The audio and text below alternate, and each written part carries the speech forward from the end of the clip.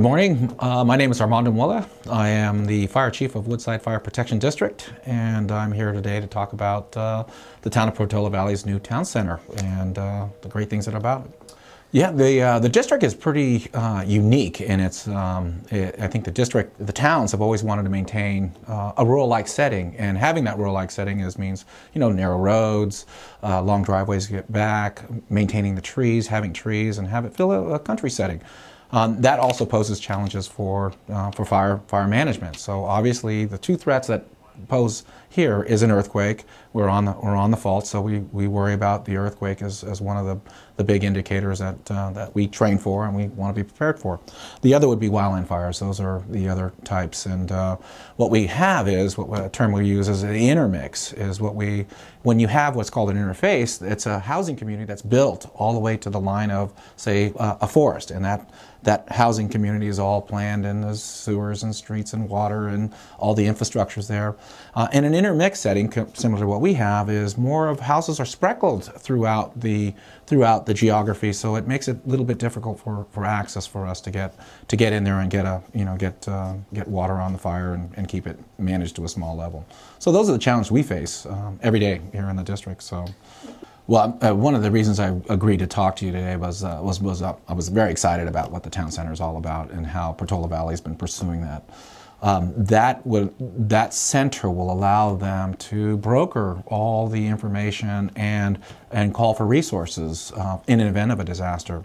The fire district is an independent district, and we're independent from the town, but yet we need to integrate. We have to have that integration because the fire is going to be a component of it, or the earthquake, for long sustaining. So we'll help each other get through these types of events. And so the town center being built with the Emergency Operations Center is something that I'm excited about, and I feel takes our communities to a better level, to a next level for safety and preparedness. And that's really what that does all about.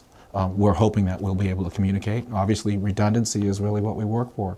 We'll start with the landlines and the telephones. If those don't work, we'll move to cellular, then we'll move to radio. So we're already integrated. The town of Portola Valley has been very aggressive in disaster preparedness, and that's something that I wanted to really get out to everybody and champion. There really seem to be a model in the venues that I sit on. Where Portola Valley is considered very well prepared. We had the grand jury come through a couple of years ago and stated how well that the two towns and the fire district were prepared. And we're spending the time with our community, and we need to. So that's kind of what we've been doing. In the district's position is that we support the green movement, and we think that's a viable piece of it. It does pose some technological issues in a sense that we have to become familiar with the different styles and construction and be involved in that. And the fire district, in fact, is involved, and we weigh in on things that are safety for issues for the community and also for fire operations. As when we operate, we want to make sure that we have access to certain things that we know when there's identified hazards. So. Yes, we're currently working on the solar voltaic is really kind of the things that we've been working with the vendors, the companies, and the towns and the fire district, because we're all we're related. We're linked to each other. So. For the solar panels, we do it a little differently in a sense that we can't access those roof corridors, so it causes us some challenges. We have to ladder it in a different location, and we also want to know that that's the source of energy.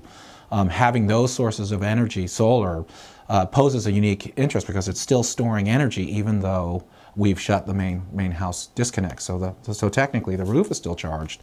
So yes, those have been what the fire district has been concerned about, and we think we've come up with some pretty viable solutions with some ordinance piece, and we'll come out this year and we'll be adopting our whole new model code with the town of Portola Valley, and there's some language in there that we'd like to incorporate, and hopefully we'll get that through. In the event of major disasters, earthquake being the #1 threat for us here in this area, and the #1 threat for the town of Portola Valley, since the fault goes right through the town property there at the town center, it's really important that we have the ability to restore the functioning of government following a major disaster. First to respond to it, to provide aid, and then to restore vital government services.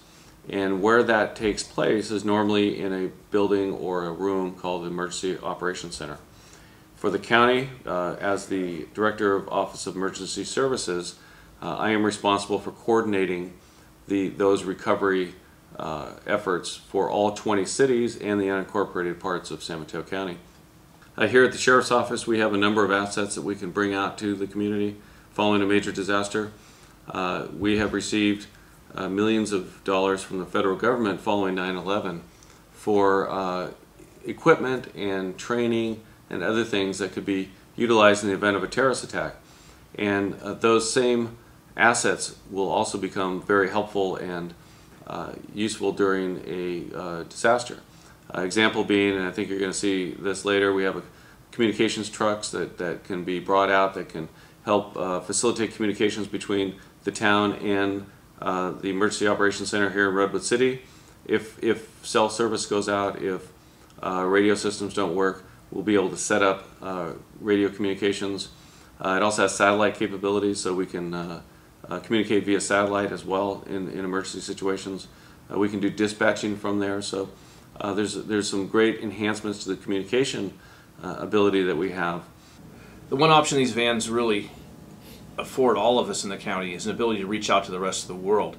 When something does happen and communication is cut off locally, such as your phones and power and everything, these vans can come out, they're self-supportive, have their own generators on them. Again, with the satellite capability, they can reach out to anywhere in the world through the satellites and pick up, like I say, internet, other radio service, and phone service for us. So we may have lost communication with each other here a little bit, but we're still going to be able to communicate with the rest of the world and get you the services you need.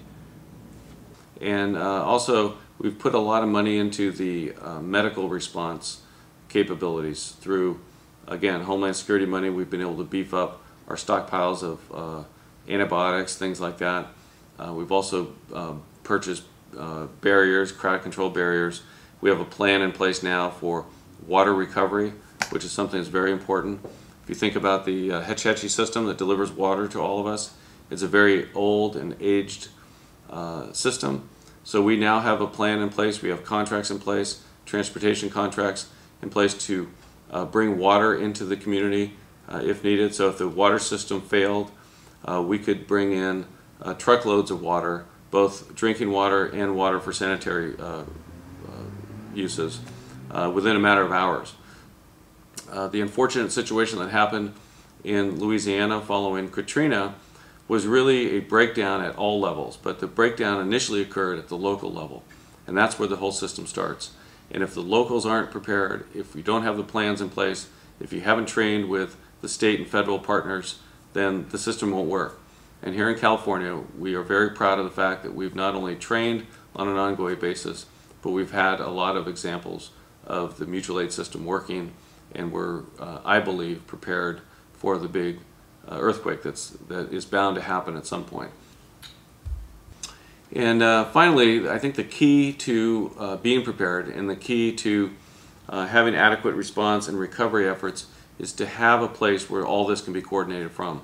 And in Portola Valley, once that facility is completed, we will be ready in the town to respond to this situation.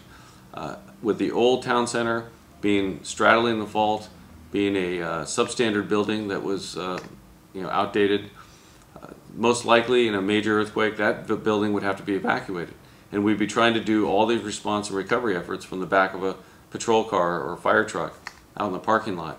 Now with this new center, with this new emergency operations center within the town center, I think it'll be able to be done in an efficient and effective way.